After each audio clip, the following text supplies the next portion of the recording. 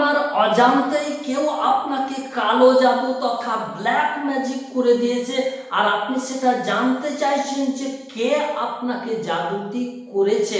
আজ আপনাদেরকে এমন একটা শক্তিশালী গোপন টেকনিক শিখিয়ে দেব।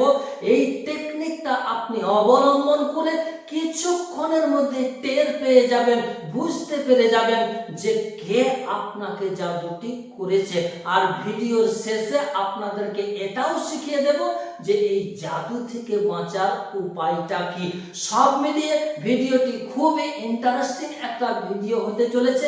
শেষ পর্যন্ত মনোযোগ সহকারে দেখুন, আপনি শিখে যাবেন এই উপায় দুটি। চলুন মূল বিষয়টি আপনাদেরকে আমি অবগত করে দিচ্ছি, জানিয়ে দিচ্ছি, বুঝিয়ে দিচ্ছি বা শিখিয়ে দিচ্ছি। প্রথমে একটা ভুল ধারণার আমাদের নিরসন করে নিই, যে ভুলটা আমরা সচরাচর করে থাকি। তারপর মূল টেকনিকটি আপনাদেরকে আমি বলে দিচ্ছি। আমরা সাধারণত কোনো আমির কবিরাজের কাছে গিয়ে বলি, দেখুন তো বা দেখে দেন তো যে আমাকে কে জাদুটা করেছে। তখন ওই কবিরাজ কোনো একটা পন্থা অবলম্বন করে আপনাকে কিছু একটা বলে, কিন্তু এটা খবরদার বিশ্বাস করবেন না। কারণ আল্লাহ পাক রব্বুল আলামিন কোরআনের মধ্যে বলে দিয়েছেন, কুল্লা ইয়ালামু মান ফিস সামাওয়াতি ওয়াল আরদিল গায়বা ইল্লাল্লাহ। আসমান এবং জমিনের মধ্যে যা আছে এরা অদৃশ্যের খবর কেউ জানে না একক আল্লাহ ছাড়া। তাই এই ধরনের কথা আপনারা কাউকে খবরদার জিজ্ঞাসা করবেন না। এবার আপনাদেরকে আমি শিখিয়ে দিচ্ছি কিভাবে আপনি এই টেকনিকটা অবলম্বন করবেন। এই কাজটি করার আগে আপনাকে হতে হবে কেবল নামাজি ব্যক্তি। এশার নামাজের পরে ওই জয় নামাজে বসে বসে এক্সট্রা আরো আপনি 2 রাকাত নামাজ পড়ে নিন।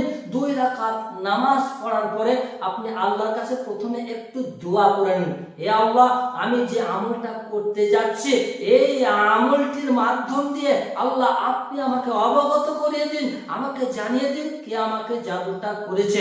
এই দোয়াটা করে নেওয়ার পরে এতক্ষণে যে ডিসপ্লের মধ্যে আপনারা একটা দোয়া দেখতে পাচ্ছেন, দোয়াটা হচ্ছে ইয়া আলিমু আল্লিমনি, ইয়া খবীরু আখবিরনি, ইয়া ওয়াহাবু হাবলি মিন ইসরারিদ দুনিয়া ওয়াল আখিরাহ। এই দোয়াটি আপনি 100 বার পাঠ করে নিন। 100 বার পাঠ করে নেওয়ার পরে আপনি বিছানাতে ওযু অবস্থায় চুপ করে শুয়ে পড়ুন। একাধারে আপনি এই আমলটি পরপর 7 দিন চালিয়ে যান। এই 7 দিনের মধ্যে মহান আল্লাহ পাক রব্বুল আলামিন আপনাকে স্বপ্ন জগতের মধ্য দিয়ে জানিয়ে দেবেন, দেখিয়ে দেবেন যে কে আপনাকে জাদুটি করেছে। এবার আসি এই জাদু থেকে বাঁচার উপায়টি।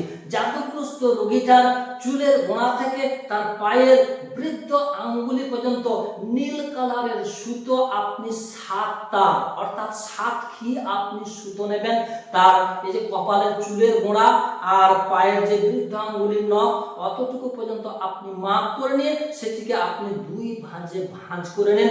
ভাঁজ করে নেওয়ার পর ফালা আর নাশ করে 7টা পুরু দিয়ে 7টা আপনি গিট মেরে দেন। আর ওই গিট মারা সুতোটি ওই রোগীটার শরীরে একটু বুলিয়ে নিন। বুলিয়ে নেওয়ার পরে কয়লার আগুনের মধ্যে ওই সুতোটিকে আপনি রেখে দিন, দেখবেন পুড়বে এবং সেখান থেকে ধোঁয়া বের হবে আর রোগীটার শরীর থেকে জাদুর আসক্তি কেটে যাবে ইনশাআল্লাহ।